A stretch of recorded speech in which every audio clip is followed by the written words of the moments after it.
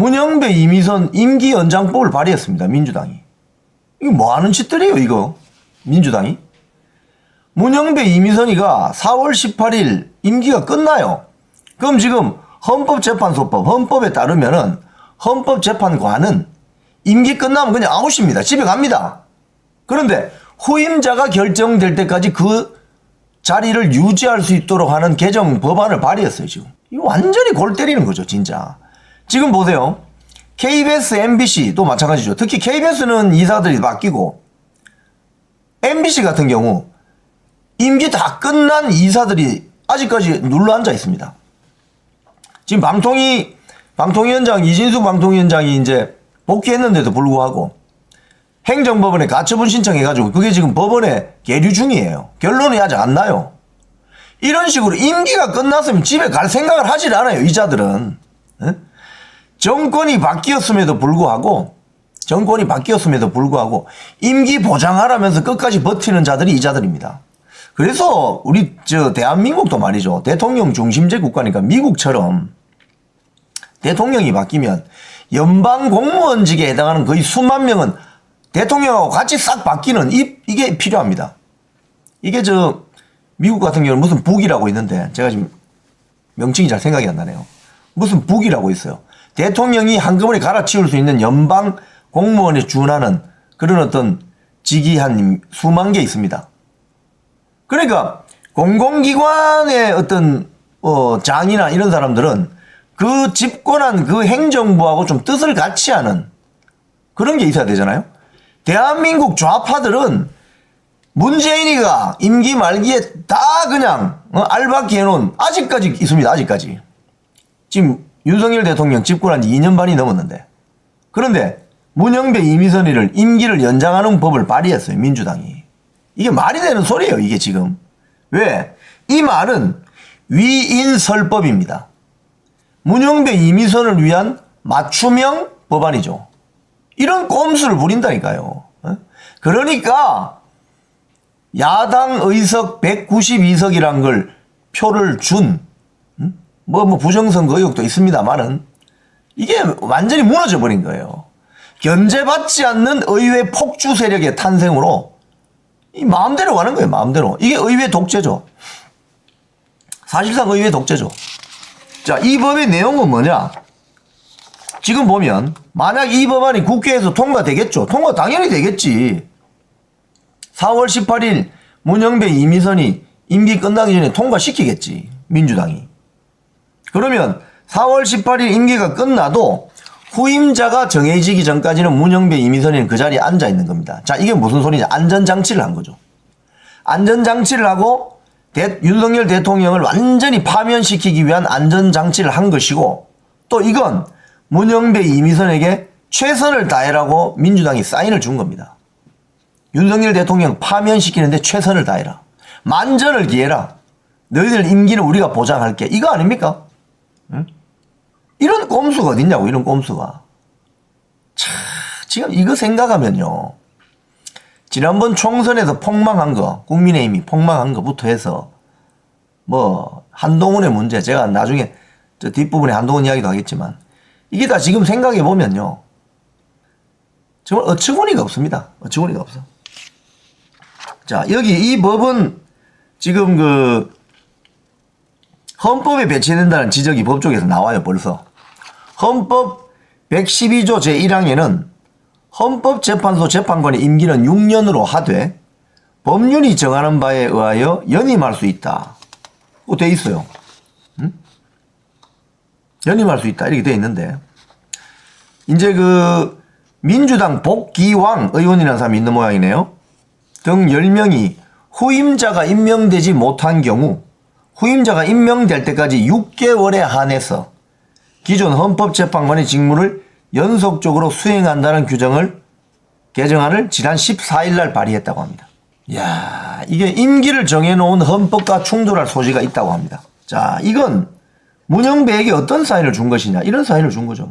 이재명 대통령 되면 현재 헌법재판소장은 문영배다. 이런 사인을 준다. 아시아투데이 분석입니다. 아시아투데이 분석. 일각에서는 그런 소리도 합니다, 여러분. 이 문영배도 부산지방법원에 오래 있었잖아요. 향판으로. 이따가 헌법재판관까지 온 것인데 우리 법 연구회 아니었으면 이 헌법재판관 할 수 있겠습니까? 문재인이한테 잘 모인 거 아니겠어요? 결국은. 응? 제가 수차례 말씀드리지만은 지금 우리 눈앞에 벌어지는 많은 문제점의 원인을 찾아서 가보면 누구 나오냐? 문재인이 나옵니다. 문재인. 정말 이 스트레스 받는 일이죠. 그리고 문재인이 어떻게 집권할 수 있었냐? 결국 박근혜 대통령 탄핵. 박근혜 대통령 탄핵을 누가 시켰냐? 새누리당 62명 국회의원. 결국은 보수 진영에서 분열이 일어나고 자중질환이 일어나면서 결국 이렇게 된 거예요. 지난 10년 사이에. 자, 여기서 헌법재판소의 신뢰성이 추락에 대한 국민 우려가 커지고 있는 가운데 나아가 헌법재판소장을 노린 것이 아니냐는 비판이 잇따르고 있다. 나경원 국민의힘 의원은 헌재는 국정마비의 공범이자 정치 편향 재판소다. 구성의 이념적 편향성은 만천하에 드러났다. 마은혁 재판관 임명, 한덕수 총리 탄핵 심사수도 변경 등 심각한 정치 편향이 문제되고 있다. 소송 지휘 재판 진행은 비판받아 왔다 갔다. 문재인이 임명했는데 문영배는 4월 18일 다가오는 4월 18일 임기가 끝납니다. 이미선이 하고. 그런데 지금 현재 헌법재판소법 7조에 따르면 재판관 임기는 6년으로 하고 연임할 수 있는데 재판관 정년이 70세라고 하네요. 야, 좋은 직장이네 여기는. 재판관 정년을 70세까지 합니까? 그 다음에 결혼이 된 경우는 그날부터 30일 이내에 후임자를 지명해야 돼요. 근데 결혼이 되면은 그 사람은 일단 나가는 겁니다. 근데 지금 개정안에는 발의한 법안에 보면 후임자가 정해질 때까지 6개월 정도는 머무를 수 있다고 해놓은 거죠. 결국은 이건 뭐냐? 문영배 임기 연장법이다. 문영배 이미선 임기 연장법이다. 이 소리입니다. 자, 이걸 보면은 한 두 가지 점을 유추를 할 수 있습니다. 유추. 만약에 민주당이나 우리법 연구의 좌파 법조 카르텔 사법부 하나회가 지금 8명의 헌법재판관 중에 윤석열 대통령 파면으로 결정하는 재판관을 6명 확보했을까? 저는 퀘스천 마크입니다. 저는 6명을 확보하지 못했을 것이라고 저는 조금 비중을 둡니다. 아마 5명까지는 확보했을 것이다. 저는 그렇게 생각해요. 5명까지는 확보했을 것이다. 하지만 3명은 확보하기가 힘들 것이다. 저는 이렇게 봐요. 그래서 마은혁이를 그동안 그렇게 데리고 오려고 난리를 쳤죠. 그런데 문영배 임기 연장법을 지금 민주당이 발의한 이유는 뭘까요? 그러면은 발의한 이유는 뭘까? 발의한 이유는 재판이 길어질 경우에 대비한 거겠죠. 재판이. 그럼 막판에 지금 여러 가지 수싸움이 벌어지잖아요. 재판을 예를 들자면 지금 어제 언론 보도를 보면 3월 중순까지는 끝낸다고 돼 있지 않습니까? 3월 중순까지는. 3월 중순까지는 내일 윤석열 대통령 변론길이 또 있고 다음 주 한 2차례 정도 최후 진술을 주고 2주 있다가 3월 중순에 탄핵심판 선고를 한다는 그 스케줄이지 않습니까?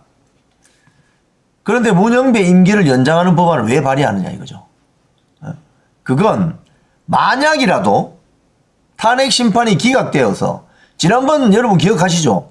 12월 3일 비상계엄하고 나서 12월 7일입니까? 토요일이죠. 그날이 12월 7일. 대통령에 대한 탄핵소추안 투표가 있었죠. 국회에서. 12월 7일인가요? 12월 7일. 12월 7일 투표했었죠. 그죠? 했는데 부결됐잖아요. 근데 우원식이가 어떻게 장난치던가요? 투표 불성립 해서 일주일 뒤에 12월 14일날 결국은 통과시키잖아요. 중간에 가짜뉴스 만들어가지고 한동훈계 흔들어가지고. 그래서 제가 생각했을 때는 3월 중순에 만약에 이게 탄핵심판이 기각이 됐을 경우 이거 물론 단심제로 끝납니다만은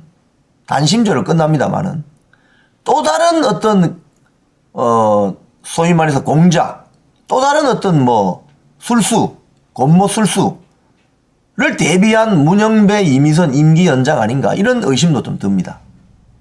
어쨌든 이건 문영배한테는 민주당이 당신 요번에 이거 성공시키면 바로 헌법재판소장이야. 이재명 대통령 되면 이런 사인을 주는 것일 수도 있죠. 그렇게 지금 언론들은 분석을 합니다. 그런데 한마디로 말하면 꼼수 대마왕들이죠. 나라를 아예 그냥 절단을 냅니다. 절단을 내. 그래서 여러분 이 방송 보시는 여러분들 긴장감을 가지셔야 돼요. 지금 저도 그렇습니다만은 굉장한 긴장감을 가지셔야 됩니다.